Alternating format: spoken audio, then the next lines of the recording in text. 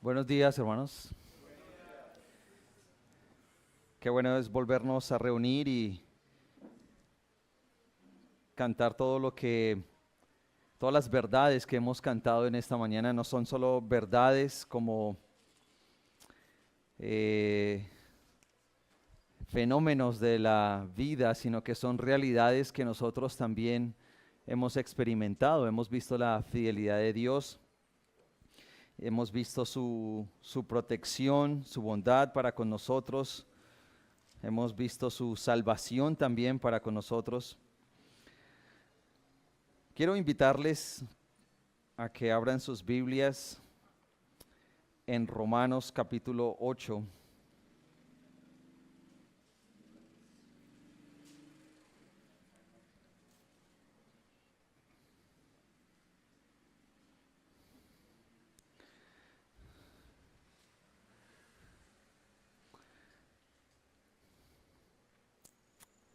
Pero antes de ir a nuestro estudio, quiero que oremos al Señor y pidamos su guía, su dirección, que sea Él obrando en nuestras vidas y que su palabra, que su espíritu transforme nuestras vidas y que lo que vamos a ver hoy sea una realidad también en nosotros, cada día. Oremos al Señor. Padre, en esta mañana, Señor, hemos cantado himnos, hemos también, Señor, recordado aquellas bellas palabras de nuestro Señor Jesucristo, invitando, Señor, a la mesa. Gracias, Dios, por usar a nuestro hermano Juan Carlos para hablarnos, Señor, de lo que el Señor Jesús hizo y cómo nos invita, Señor, a tomar del pan y de la copa, Señor, como elementos que simbolizan, Señor, tu cuerpo molido en la cruz y la sangre del nuevo pacto. Señor, en esta mañana, Padre, venimos conscientes de ese pacto que tú has obrado, Señor, con tu Hijo y que nosotros, Señor, somos beneficiarios y que solo por eso, Señor, somos dignos de poder participar, Padre. Por eso, Señor, te alabamos y glorificamos, Señor, tu nombre. También, Señor, queremos rogarte para que en esta mañana, Señor, a través de tu palabra, Señor, de tu Espíritu Santo, nos transformes. Ese es el propósito, Señor, esa es tu voluntad, Padre, que seamos, Señor, cada vez más parecidos, Señor, al carácter de Cristo, Señor. Oramos para que en esta mañana sea así, oh Dios, y que podamos, Señor, salir gozosos y con una percepción, Señor, convencidos, Señor, de lo que la oración es para nosotros y de lo que el Espíritu Santo es para nosotros, Señor. Te damos gracias en Cristo Jesús. Amén. Bien, hermanos, en esta mañana quiero que miremos a Romanos capítulo 8, versículos 26 y 27. Pero es necesario, y quiero hacerlo, que hagamos un recorrido muy rápido por Romanos para mirar este versículo, por qué está ahí, la razón de por qué el capítulo 8 va a hablar del Espíritu Santo. Si ustedes miran, yo sé que han estado trabajando en ESI, Romanos, y es una carta maravillosa. También hace poco en Armenia estuvimos trabajando Romanos, y Romanos desarrolla el Evangelio de una manera espectacular, de una manera que queda muy claro, y cuando uno mira desde una vista de helicóptero y puede mirar todo el panorama, puede ver esto. Primero, que Dios revela su ira desde el cielo contra toda impiedad e injusticia de los hombres. Romanos capítulo 1, versículo 18. Y desde ahí Pablo empieza a desarrollar la justa ira de Dios sobre toda la humanidad. Pablo dice que toda la humanidad está sin excusa. Ningún ser humano puede levantarse y decir, yo no sabía, a mí no me dijeron, esa historia a mí no me la contaron. Yo no tendría por qué vivir así si no sabía qué. Pablo está diciendo, por lo cual eres inexcusable, oh hombre, quien quiera que seas. No hay excusa. Pero la carta sigue avanzando y Dios presenta la solución. Después de haber dicho en el capítulo 3, no hay justo ni aun uno. Y después de haber dicho que todos pecaron y están destituidos de la gloria de Dios, Dios presenta algo que es la justificación por la fe. Así que tenemos el juicio de Dios, pero también tenemos la justificación por medio de la fe en Jesucristo. Tenemos a Dios el Padre y también tenemos a Dios el Hijo. Esa es la idea que va desarrollando Pablo a lo largo de los primeros capítulos. Y Pablo dice que esta justificación, y déjeme aclarar el término justificación, la justificación es la declaración de Dios al pecador que le dice, eres inocente. Esa es la justificación. Y esa justificación no se alcanzó por la ley, no se alcanza por la ley. Es decir, si usted quiere llegar a Dios por medio de la ley, obedeciendo las obras de la ley, ningún ser humano será justificado. Ningún ser humano. Así que Dios, es decir, ningún ser humano puede decir soy inocente. Así que Dios entonces presenta y dice, ahora aparte de la ley, Dios ha mostrado una nueva manera de justificarse. Y es por la fe en Jesucristo. Es a través de Jesucristo. Así que Dios nos une a Jesucristo. Eso está en el capítulo 6 de Romanos, que estamos unidos juntamente con Cristo. Cuando Cristo murió, nosotros también morimos con Él. Y cuando Él resucitó, también resucitamos con Él a una nueva vida. Esa unión, hermanos, con Cristo empieza a obrar en nosotros una santificación. Así que tenemos el juicio de Dios, pero también tenemos la justificación por medio de Jesucristo y ahora viene la santificación. Y esa santificación, hermanos, es obrada gracias a esa unión que tenemos con Cristo. Pero ¿cómo obra Dios esa santificación en nosotros? Por medio del Espíritu Santo. Es por medio del Espíritu Santo que Dios obra en nosotros esa santificación. ¿Notan el panorama? Tenemos juicio, justificación, santificación. Es el recorrido, es la obra de salvación. Y también tenemos a Dios el Padre, Dios el Hijo y Dios el Espíritu Santo obrando. Esos Romanos, a grandes rasgos. En el capítulo 8 inicia la obra del Espíritu Santo. Pablo aquí, versículos 1 al 11, va a mostrar que el Espíritu Santo mora en el creyente. Si usted es hijo de Dios, si usted ha descansado toda su vida, en usted mora el Espíritu Santo. Ahí está. Miren lo que dice el versículo 11. Y el Espíritu de aquel que levantó de los muertos a Jesús mora en vosotros. Romanos 8:11. Mora en vosotros. El que levantó de los muertos a Cristo Jesús vivificará también vuestros cuerpos mortales por su Espíritu que mora en vosotros. Esa santificación está obrando en nosotros porque el Espíritu Santo mora en nosotros. Pero también otra obra del Espíritu Santo es la adopción. Miren lo que dice el versículo 16, el 15, perdón. Pues no habéis recibido el espíritu de esclavitud para estar otra vez en temor, sino que habéis recibido el espíritu de adopción, por el cual clamamos, Abba, Padre. El Espíritu Santo, hermanos, habita en nosotros, pero también nos adopta y nos permite decir, Abba, Padre. Noten, en el capítulo 1, Dios, ¿quién es? nuestro juez.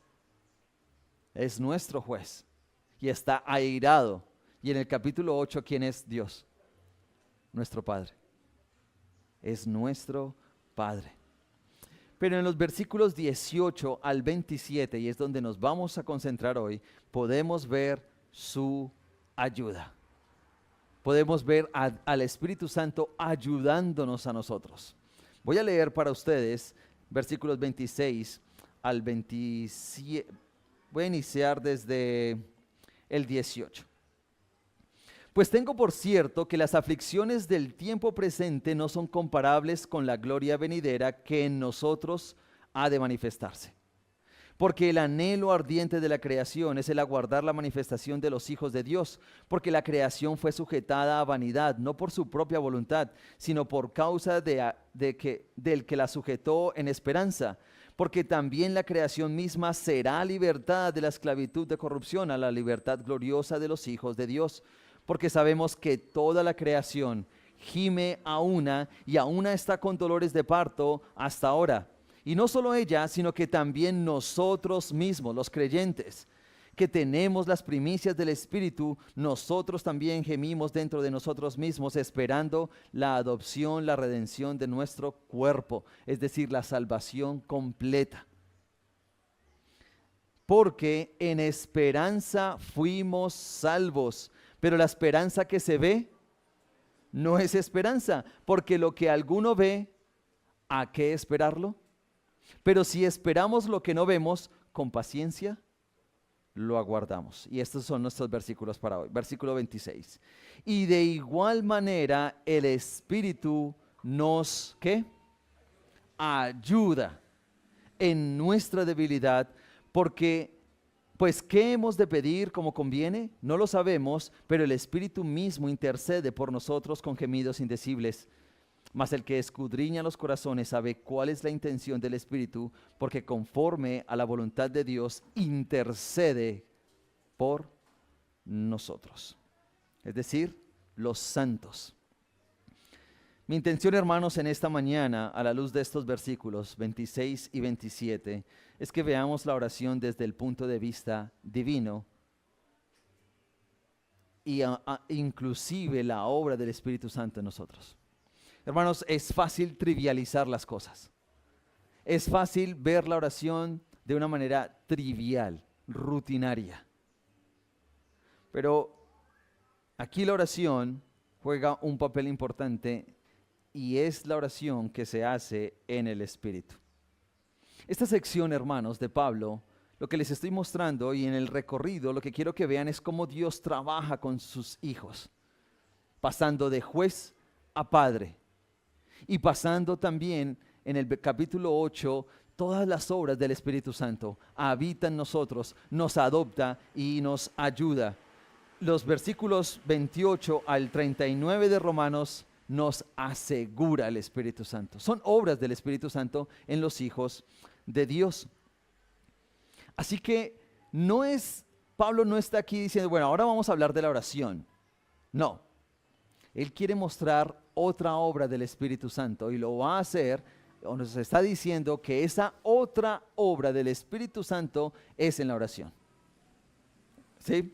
No estamos hablando aquí específicamente de la oración. Estamos diciendo que Pablo, por el contexto, nos está diciendo que en la oración Dios también nos ayuda. Está con nosotros en la oración. Así que vamos a desarrollar estos versículos bajo dos encabezados. El primero es la ayuda del Espíritu Santo en mi debilidad. La ayuda del Espíritu Santo en mi debilidad. Y segundo, la intercesión del Espíritu Santo a mi favor. Y cuando estoy diciendo mi debilidad y mi favor, estoy hablando del creyente. Este es un privilegio que tiene el creyente, el Hijo de Dios. El título para hoy es Nuestro Intercesor Divino. Nuestro Intercesor Divino. Miremos entonces nuestro primer encabezado, la ayuda del Espíritu Santo en mi debilidad. El Espíritu Santo nos ayuda en nuestra debilidad. Ahora, es interesante que nuestro texto dice, y de igual manera el Espíritu Santo. ¿De igual manera a qué? ¿A qué está comparando la obra del Espíritu Santo? Versículos atrás nos están diciendo que nos habló de nuestra esperanza y que esa esperanza nos preserva en la aflicción. La esperanza, cuando estamos afligidos, nos ayuda a mantenernos. Esto es lo que Pablo venía diciendo en los versículos anteriores. Ahora, lo que está diciendo, así como la esperanza nos ayuda en el conflicto, en la aflicción, para que perseveremos, entonces el Espíritu Santo, ¿qué hace? Nos ayuda en nuestra debilidad. Tenemos esperanza, Espíritu Santo. Tenemos entonces aflicciones, debilidad. Eso es lo que está diciendo Pablo aquí. Y de igual manera el Espíritu Santo. ¿Notan? El tema aquí es el Espíritu Santo, no es en sí la oración. Pero Pablo va a usar la oración como un elemento para mostrarnos la ayuda del Espíritu Santo. Miren lo que dice un autor hablando de este tema. Dice, la esperanza y la expectación de la gloria que ha de ser revelada sostiene al pueblo de Dios en los sufrimientos. La esperanza sostiene al pueblo de Dios en los sufrimientos del tiempo presente. De igual manera, el Espíritu Santo ayuda nuestra flaqueza, nuestra debilidad. Como la esperanza sostiene en el sufrimiento, así el Espíritu ayuda nuestra debilidad. Hermanos, somos débiles. Somos débiles. Y si hoy tengo que decirles, tengo una mala noticia, esta es la mala noticia. Somos débiles. Somos débiles. Déjenme mostrarles, hermanos, estas dos palabras, ayuda y debilidad. Son dos palabras que están en nuestro texto que resaltan. Noten, y de igual manera el Espíritu Santo nos, ¿qué? Ayuda. ¿En qué? En nuestra debilidad. En nuestra debilidad. Quiero que miremos primero el tema de la debilidad para que después podamos entender, claro, necesito la ayuda del Espíritu Santo. Miremos entonces la debilidad. Hermanos, ustedes deben saber que cuando nos acercamos a las Escrituras, originalmente no fueron escritas en español, ¿verdad? Eso lo sabemos. Fueron escritas en otro idioma. Y ese otro idioma, por lo menos para nuestro texto, es griego. ¿Sí? Así que cuando nos acercamos a asuntos como estos, tenemos que mirar esa otra palabra, dónde está usada. Esa palabra debilidad, cómo se usó en otros lugares. Esa palabra en la Biblia normalmente se va a traducir como enfermedad, aflicción, y también se va a traducir como, por supuesto, debilidad. Déjenme darles un ejemplo donde esa palabra está, en griego.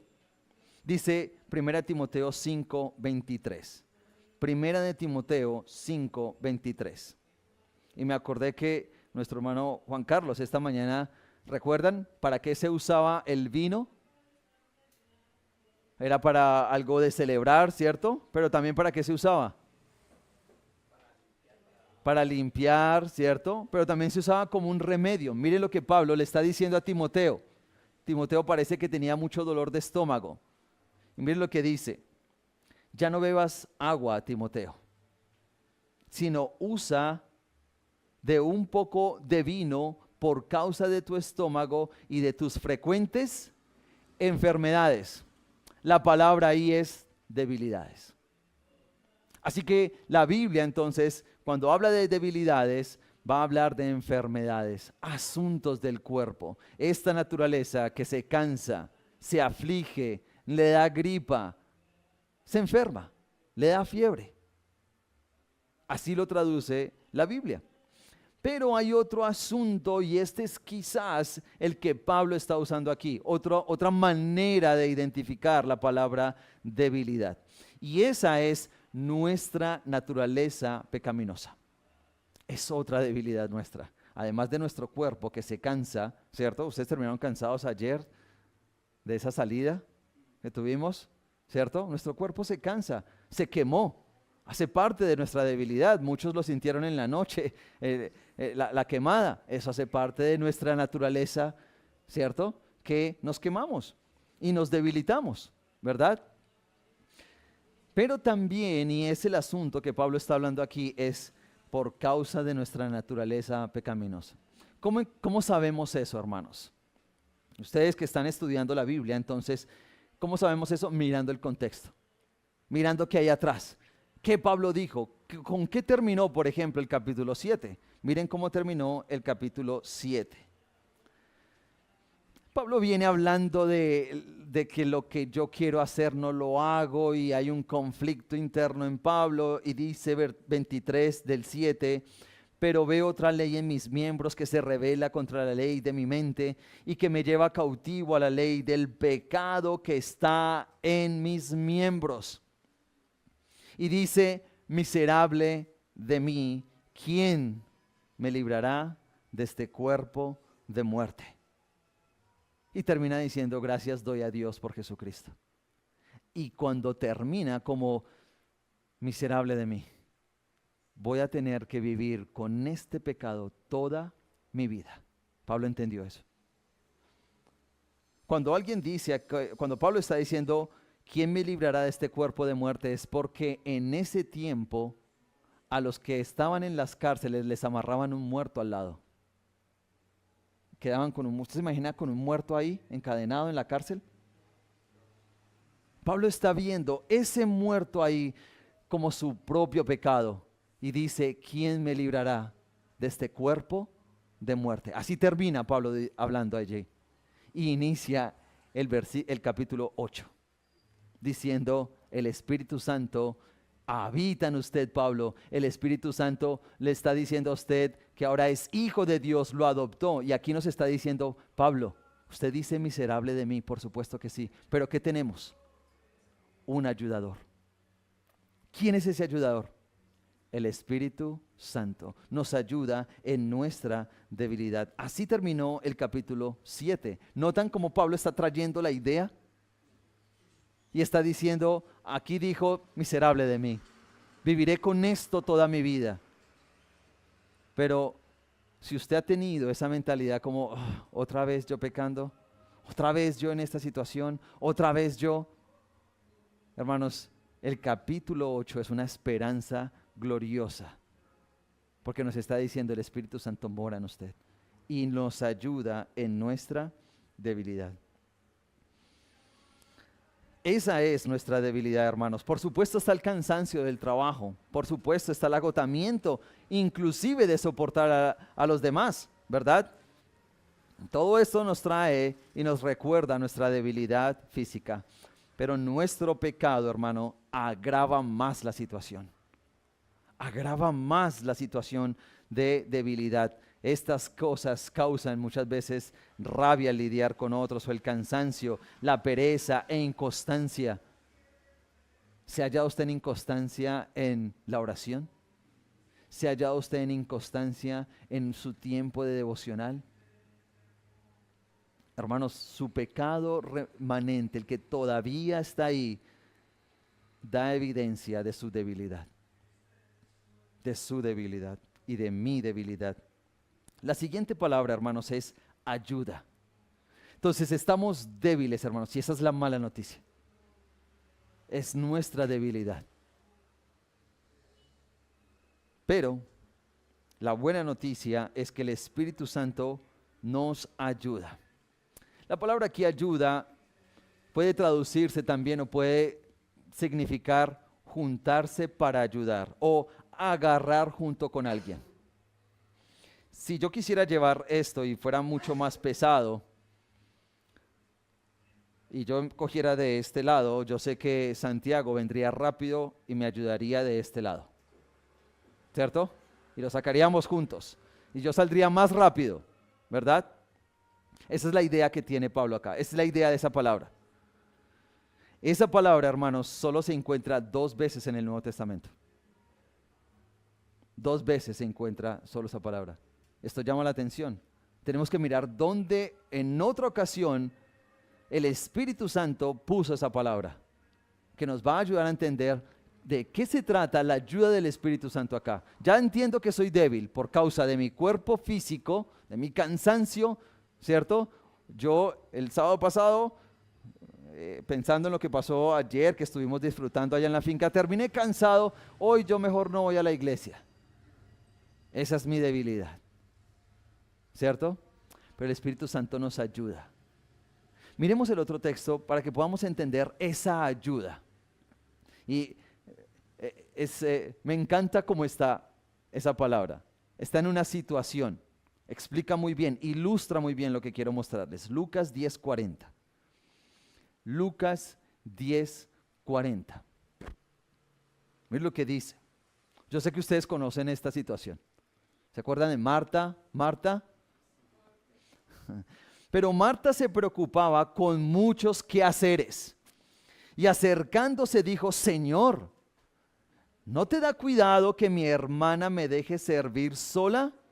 Dile pues que me ayude.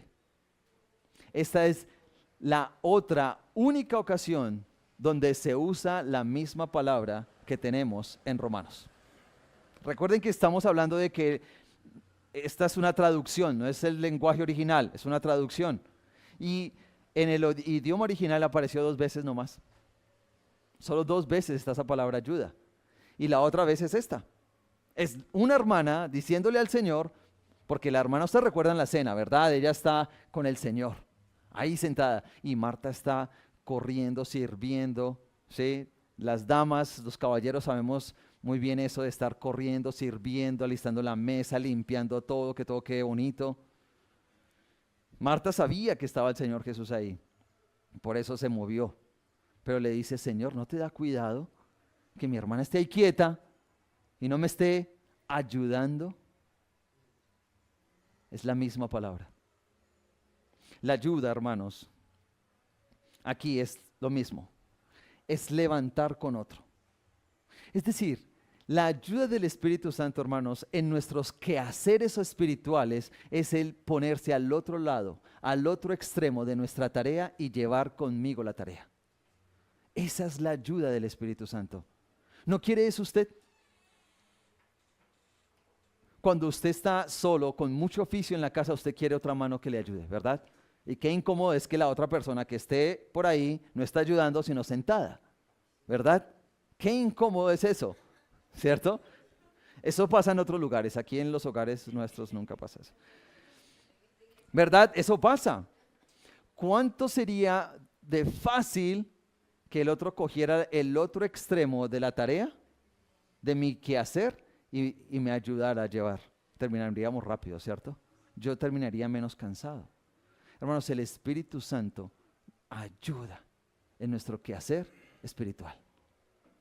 ¿Nuestra debilidad cuál es? El pecado, nuestro cuerpo, nos agotamos, pero también nos cansamos de hacer el bien al otro. Nos cansamos de, no sé si a usted le ha pasado, pero hoy no quiero leer la Biblia. ¿Le ha pasado eso? Hoy no quiero orar. ¿Le ha pasado eso? A mí me ha pasado. A mí me ha pasado que me siento cansado. Y está mi cuerpo físico cansado y por lo tanto no quiero hacer. Hoy no quiero. Pero el Espíritu Santo, hermanos, es el que nos ayuda en esa tarea. El Espíritu Santo coge el otro extremo de nuestro quehacer espiritual y nos dice: vamos, adelante, vamos a hacerle, sigamos. Él nos ayuda en esa tarea espiritual. Hermanos, ahora nuestro texto está hablando aquí de una debilidad que ya hablé en términos generales de la debilidad. Pero Pablo dijo: sí, todo eso es debilidad, pero ahora lo vamos a enfocar a un lado. ¿Cuál es? La oración. La oración. Mire lo que dice el texto. Pues, ¿qué hemos de pedir como conviene? No lo sabemos. ¿Notan? ¿Dónde está la debilidad aquí que Pablo está mostrando? ¿En qué asunto? Yo les dije en un panorama general. Pero ¿en qué asunto entonces Pablo va a focalizar nuestra debilidad y la ayuda del Espíritu Santo? Le voy a leer el 26. Y de igual manera el Espíritu nos ayuda en nuestra debilidad, Pues, ¿qué hemos de pedir como conviene? No lo sabemos. Ahora la debilidad se centra en que usted y yo no sabemos qué pedir. En otras palabras, no sabemos qué orar. No sabemos qué pedir. ¿Se ha hallado usted en esa situación? ¿Cómo oro esta situación? La situación está grande, pero ¿qué oro acá? ¿Sí? ¿Que se sane o que se salve? ¿Cuál es la situación acá? ¿Qué debo orar? Ahí es donde está la debilidad. No sabemos qué pedir. No sabemos qué orar. La palabra pedir ahí es orar. ¿Qué orar? ¿Qué vamos a orar? No es tanto cómo orar. Es qué vamos a orar. No sabemos qué orar. ¿Lo notan ustedes ahí o me lo estoy inventando yo? Ahí está diciéndose el texto. No, pues ¿qué hemos de pedir? No lo sabemos. No lo sabemos. Pero continúa el versículo diciendo, pero el Espíritu mismo intercede por nosotros con gemidos indecibles. Hermanos, la oración es pedir a Dios lo que Él ha prometido. En términos muy sencillos, ¿qué es orar? Orar es pedirle a Dios lo que Él ha prometido. ¿Y cómo sabemos Dios qué ha prometido? Leyendo su palabra, ¿verdad? No vamos a saber si no leemos su palabra.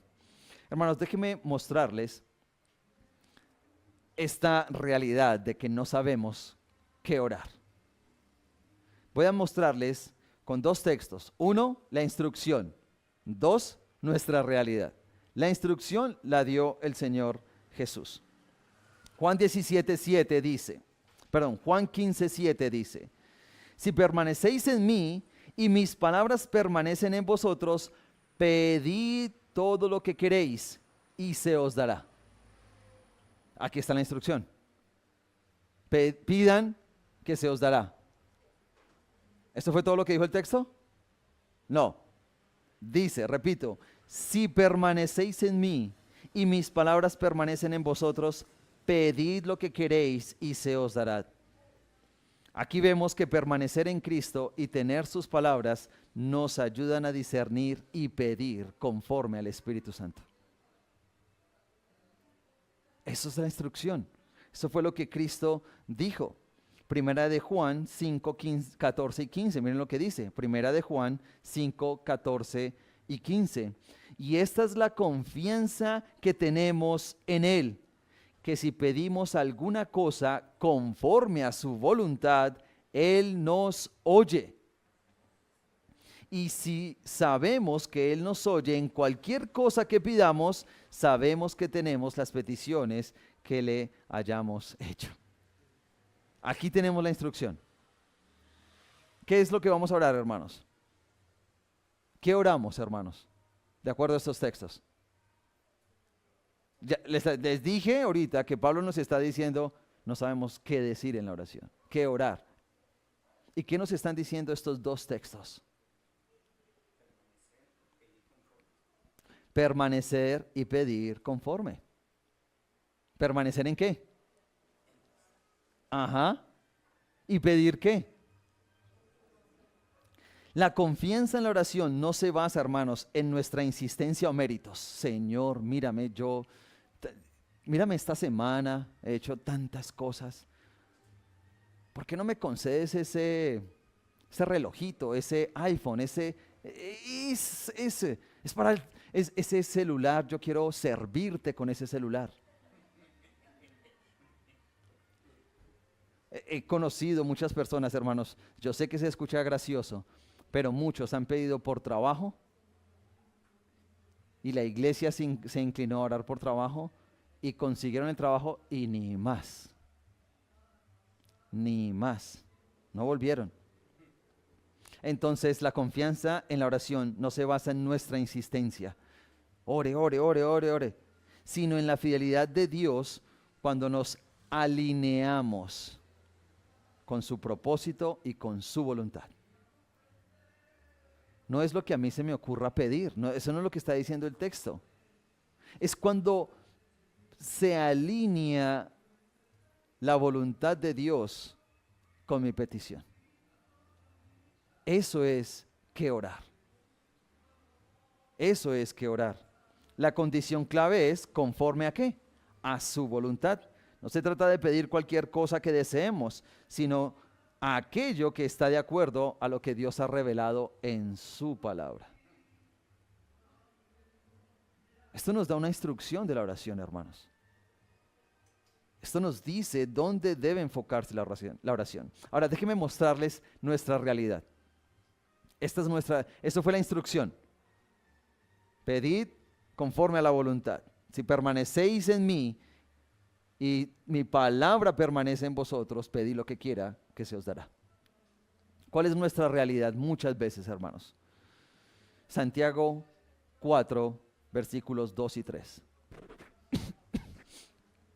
Santiago 4, capítulo 2, Santiago 4, versículos 2 y 3. Esta es nuestra realidad muchas veces, hermanos. Codiciáis y no tenéis. Matáis y ardéis de envidia y no podéis alcanzar. Combatís y lucháis y no tenéis lo que deseáis. Es decir, como el otro no hace mi voluntad, me voy a agarrar con él. Mi voluntad es todo lo que gira a mi alrededor. ¿Sí? No me saluda, no me mira, no me llama, no me hace, todo gira en torno de mí. Entonces descargo todo hacia el otro.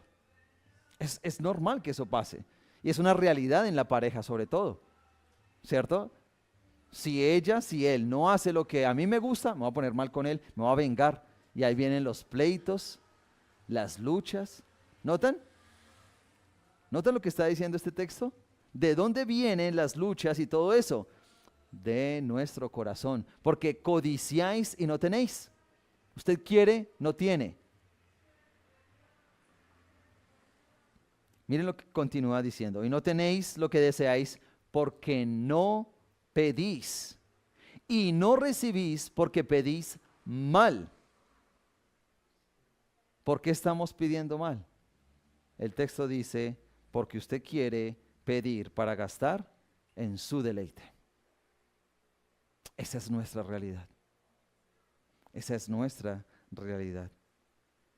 Mientras Primera de Juan enfatiza que recibimos cuando pedimos conforme a la voluntad de Dios, Santiago explica que las razones por las cuales no recibimos es porque somos egoístas en nuestra petición.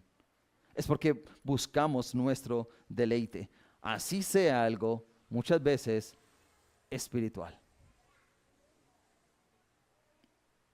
A veces pedimos algo espiritual de aquí, pero la intención acá es diferente.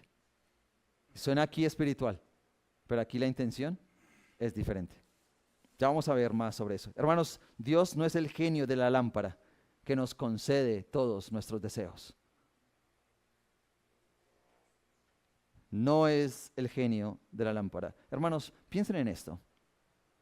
Si usted tuviera, o usted que tiene un niño, si usted le da a su hijo todo lo que él le pide, ¿qué pasaría?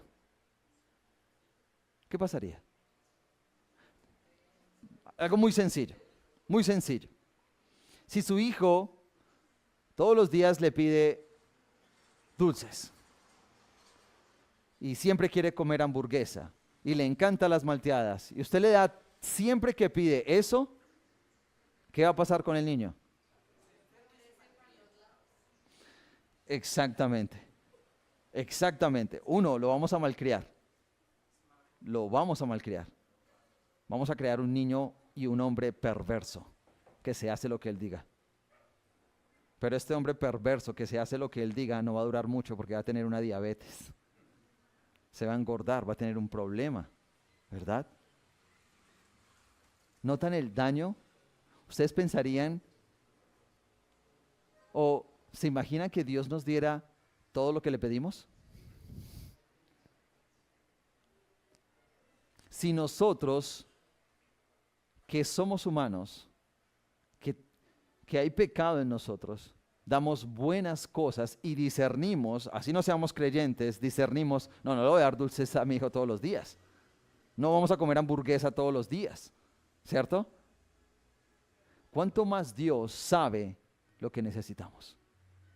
Por eso muchas de nuestras oraciones no es que no se contesten de parte de Dios, es que no también es una respuesta. No también es una respuesta.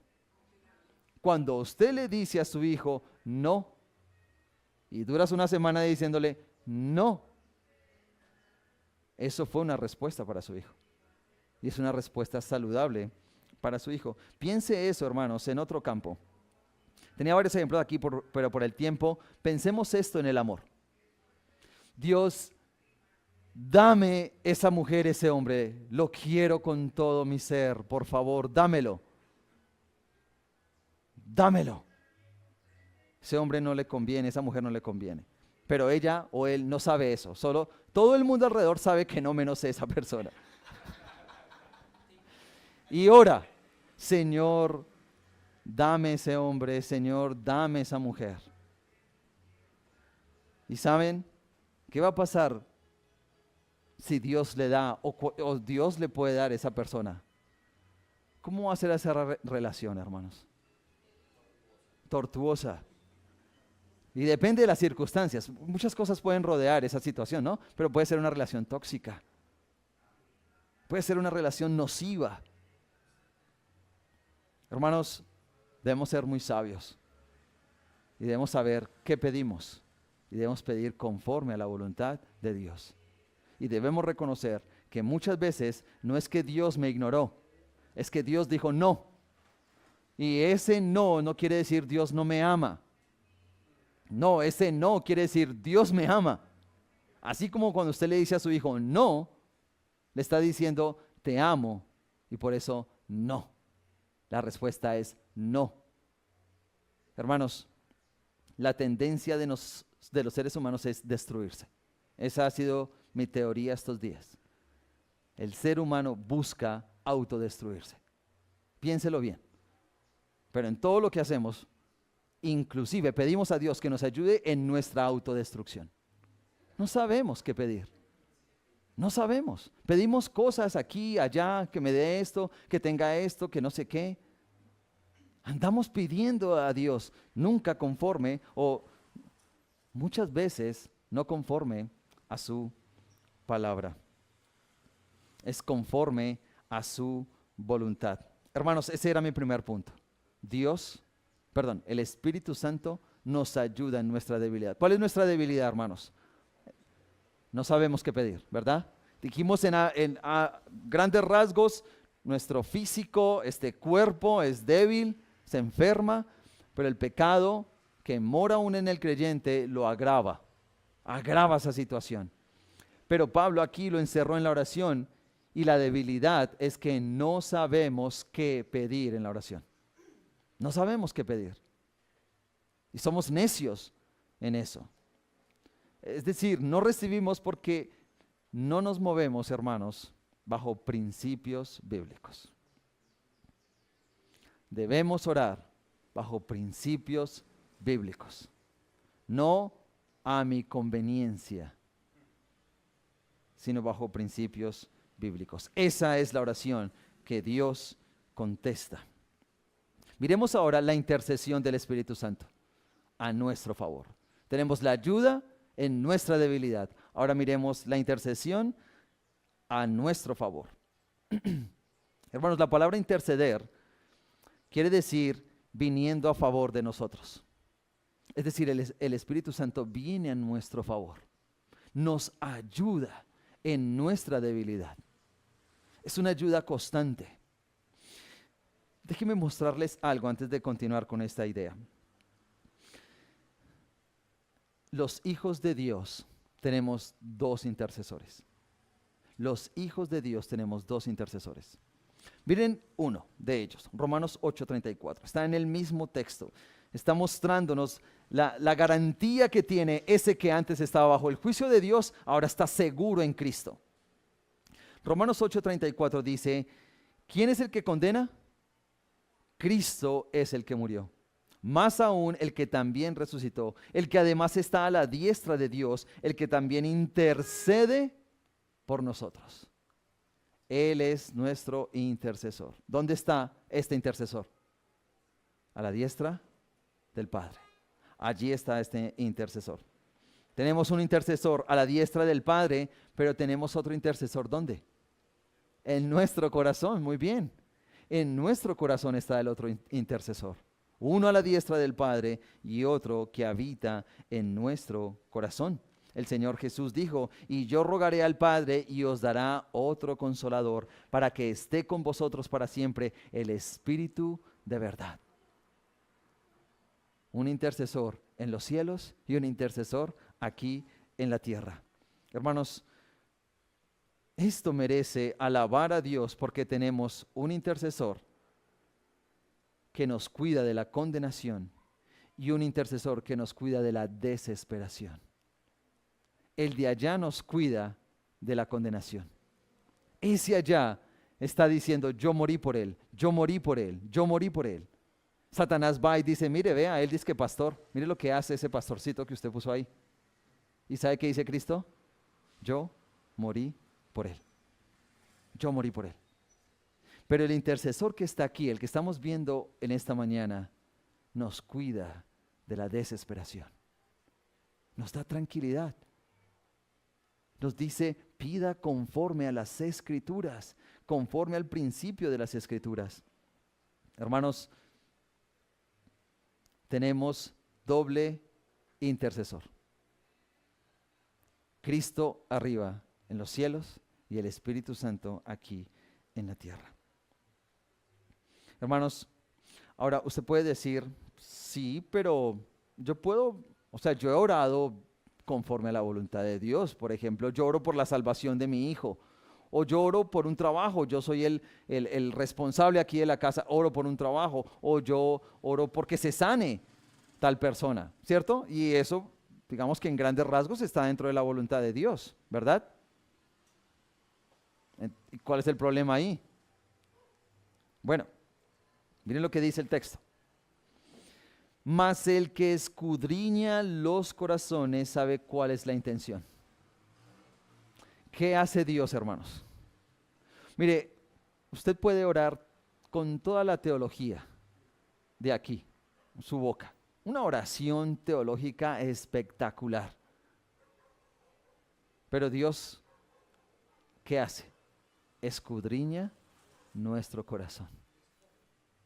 Usted puede decir, Señor, yo quiero ese lugar para servirte, o yo quiero esa mujer, o yo quiero ese hombre para mí, ¿sí? Pero muchas veces la intención de su corazón está escudriñada por Dios, el Padre. Así que, hermanos, a los hombres los podemos cautivar con nuestra oración. Podemos hacer una oración teológica muy bien armada, pero a Dios no lo podemos engañar. Él sabe qué es lo que realmente hay en su corazón. Él sabe por qué usted está orando eso. A Él usted no lo puede engañar. A Él no. Usted puede, inclusive en la reunión de oración, tener unas oraciones excelentes, pero Él sabe qué hay en su corazón. Él sí escudriña su corazón. ¿Notan la necesidad del Espíritu Santo acá? Porque podemos orar muy bien, buena teología, peticiones de acuerdo a las Escrituras, muy bíblico, pero acá hay otra intención. Y esta, Dios la conoce. A Dios no lo podemos engañar.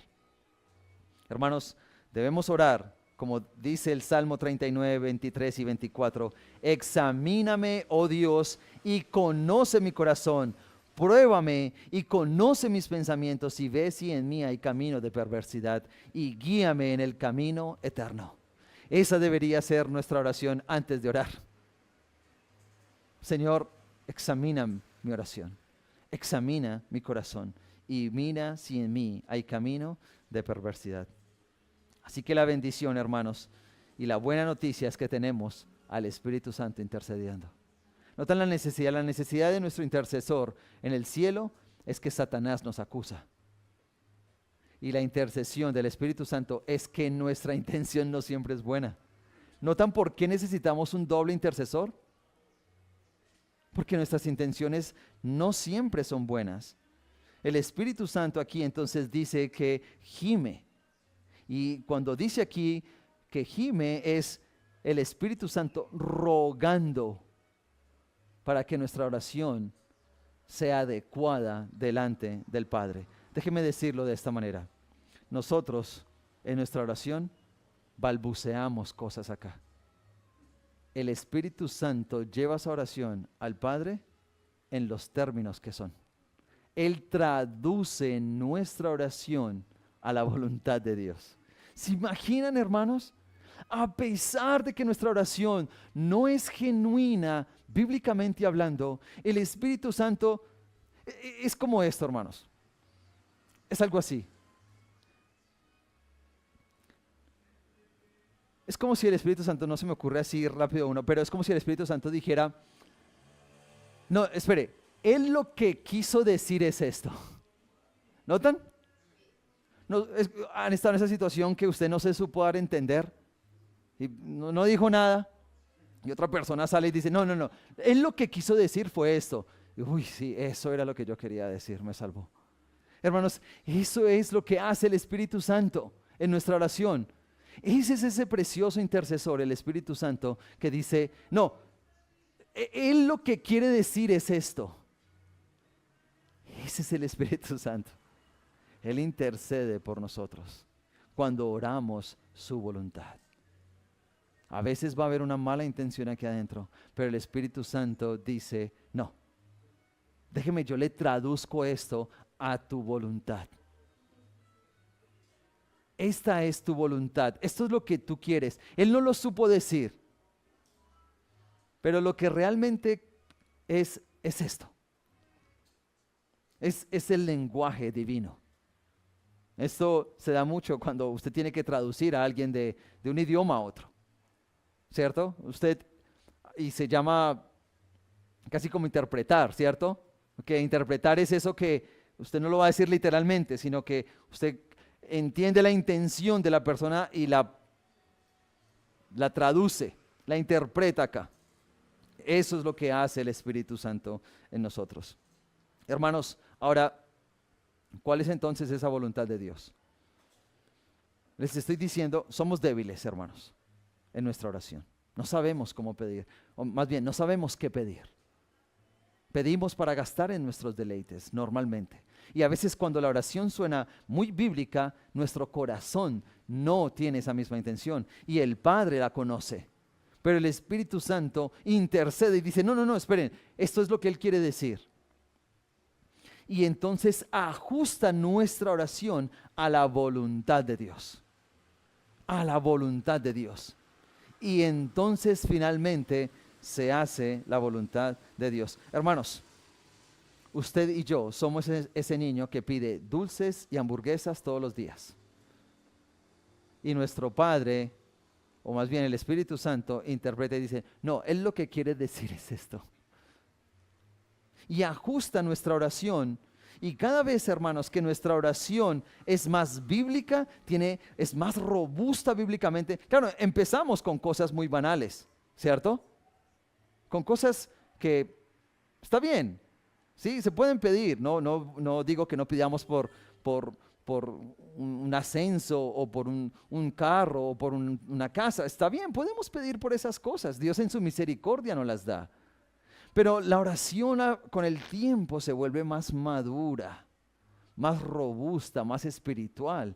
Y ya empezamos a dejar de pedir por la sanidad y empezamos a ver que la salud aquí no es tan importante como la santificación o la salvación, ¿verdad? Entonces en ese recorrido el Espíritu Santo va ajustando nuestra petición a la voluntad de Dios. Y hermanos, ¿cuál es la voluntad de Dios? Este texto del 27 al 28 en sus Biblias hay un título, ¿cierto? Que dice más que vencedores. Normalmente está ese título ahí. Pero Ese título ahí despista y piensa uno, ya, Pablo aquí ya terminó y entonces iniciamos otra cosa. No. Más bien, versículos 28, 29, 30 son la conclusión de lo que venimos diciendo. Y déjeme decirle lo que dice el 20. Noten lo que dice el 20. ¿Y dónde es que se ajusta la voluntad de Dios? ¿Cuál es la voluntad de Dios para nuestras vidas, hermanos? Es esta. Porque a los que antes conoció, también los predestinó. ¿Para qué? ¿Cuál es el propósito? Para que fuesen hechos conforme a la voluntad de Dios, para que Él sea el primogénito entre muchos. Hermanos, cualquier situación, el versículo 28 dice, y sabemos que a los que aman a Dios, todas las cosas les ayudan a bien. ¿Y cuál es el propósito último de estos a los que Dios amó y predestinó? ¿Cuál es? Para que seamos conformados a la imagen de su Hijo. Esa es la voluntad última, hermanos. Es hacia allá donde caminamos. Hermanos, Dios, por supuesto que nos puede dar cosas materiales aquí. Nos puede dar unos hijos espectaculares. Nos puede dar un cónyuge espectacular. Nos puede dar una vida espectacular aquí. Pero ese no es el propósito de Dios último. El propósito último de Dios es que usted y yo seamos más parecidos a Cristo. Y entonces el Espíritu Santo va a decir, Él lo que quiere decir es esto. Y entonces Dios va a contestar conforme a ese propósito. ¿Cuál? Que usted y yo seamos más como Cristo. A veces pensamos que Dios bendice con lo tangible, que eso es lo bueno. Cuando dice aquí, sabemos que todas las cosas nos ayudan para bien, y entonces se nos pasó el bus, es que ese bus se va a estrellar y este no, este es el bien. Es que ese trabajo ese no era para mí, ese trabajo era malo, Dios me va a dar uno bueno. Ese no es el bien del que Pablo está hablando acá. El bien del que Pablo está hablando acá es de que nos parezcamos más a Cristo.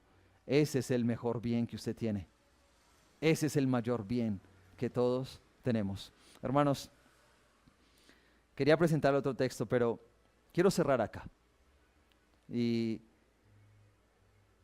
decirles y animarles a que oren la palabra de Dios.